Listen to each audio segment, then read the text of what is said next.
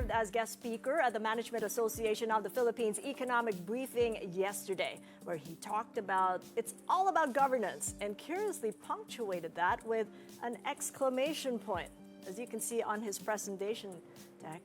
Later on, with us now live in the studio is former Deputy Governor of the Bangko Sentral ng Pilipinas and currently country analyst of Global Source Partners, Diwa Guinigundo. So good to see you, Diwa. Thank you so much. Thank you very much for having me here, Kathy. Yes, and at a very critical time, Yeah. and a presentation that came through just 24 hours before Duterte boarded that plane to Dubai and then to Hague. Well, we are in a very interesting time. It is, but was it a bit of a pickle that you had to maybe change your presentation around governance, or did you just leave it as is? Your narrative stayed the same.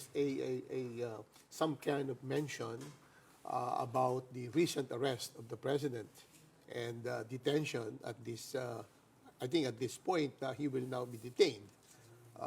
That is part of the risks that I mentioned as part two, part of the breakup between the president and the vice president. In other words, the Marcos camp and the Duterte camp. And probably that could be considered part of the risk.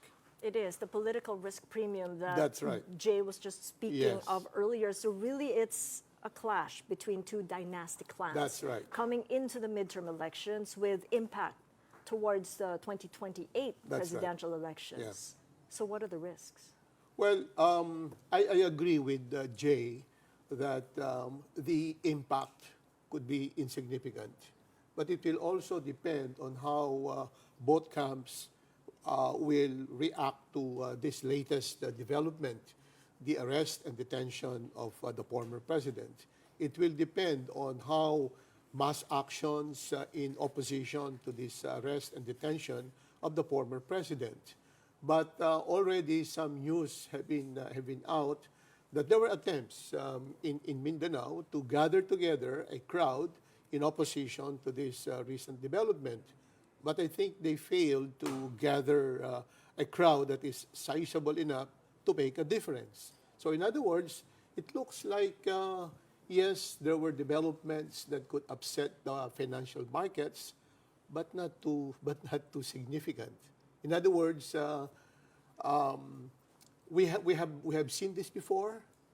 This is something that is not unfamiliar with us, okay, and therefore the market could simply build this into their risk premium, political risk premium, and over time, I think the market can recover.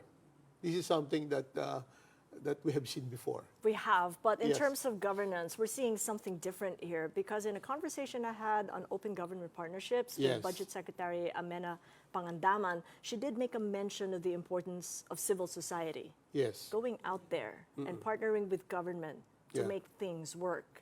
What do you think the civil society needs to do now to make that difference and not, be back in this vicious cycle that we've seen with governance past? I think we need a critical civil society, okay?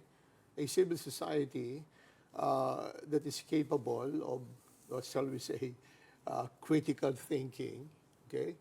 That civil society which has the capacity to screen out and discern between actual political noise and the noise that can disturb markets and upset economic growth.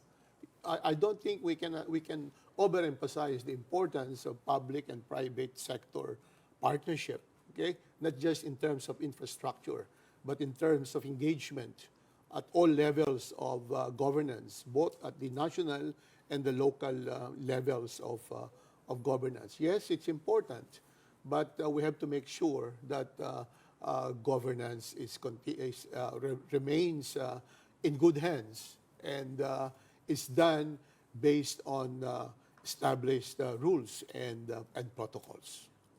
Well, let's put governance to a test. Do Yeah. you think that this arrest is a sign of governance? Well, it is an adherence to our international agreement. While we are no longer a member of the ICC, the so-called crime against humanity were perpetrated during the time of his incumbency. We are also member of the International Police Organization, or the Interpol. And for this reason, I think the government cooperated and supported the arrest warrant. And now the former president is in The Hague.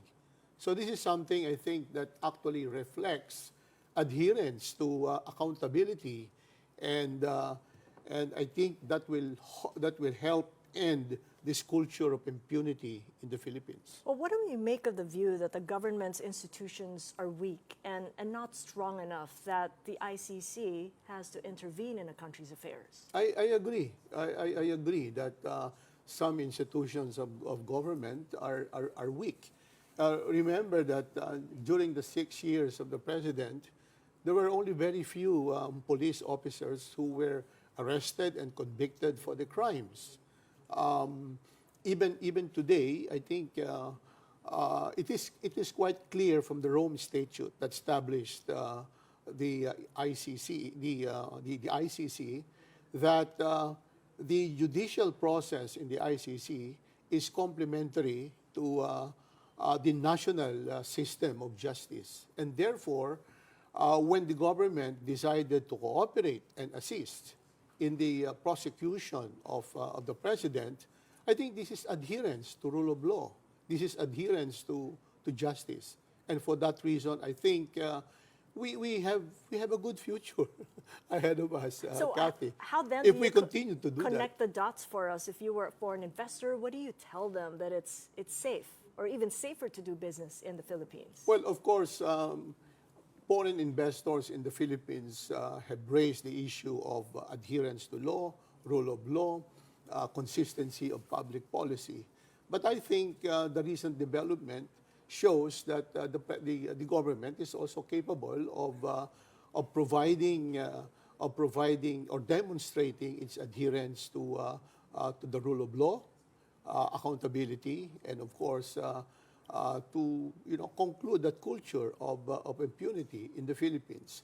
The Philippines has more to show other than this issue of this political issue. It does, and it doesn't stop at accountability. All the basics that maybe even Vietnam, Cambodia have. That's Well, why we have they're growing faster than each the country Philippines. has its own share of It does. weaknesses. And, But what are our strengths then? I mean, we're hoping to be middle income. well, number one, we have the Economy. demographic advantage. Okay, we have a young population. Second, we have good natural endowments. Third, we have I think we have established a system of infrastructure. The institutions are functioning, so to speak, and therefore, from 1999 until 2019, we have been able to sustain a uninterrupted growth of from 1999 to 2019. Except for the 2020 when we experienced a deep recession of 9.5%. But after that, I think we have been able to recover. But my point in my presentation is that we need to grow more, okay? Because of the But how much economic more then scarring. for middle income 9%, economy? okay? Until For the 2026. higher middle income economy, I think we need to grow to $4,500. That's per capita. Well, the World Okay. Bank is holding out for 2026. Is that something we can do? I'm not sure if we can only grow by between 6 to 8%. I think we need to grow more because Okay. every time the World Bank, because the World Bank also adjusts the standard for an upper middle income, and right now we are still in the lower middle income category for the last 37 years. All right. Well, I'm So going we to need hold do you to more. 9%. That's a lot to do more. Thank you so much. And really nice that you came Okay. out of retirement. That's the last Okay. time we talked, wasn't it? Yeah. 2019. Thank you very much, Thank Kathy. you. DG Diwa Guinigundo, the former Deputy Governor of the Bangko Sentral.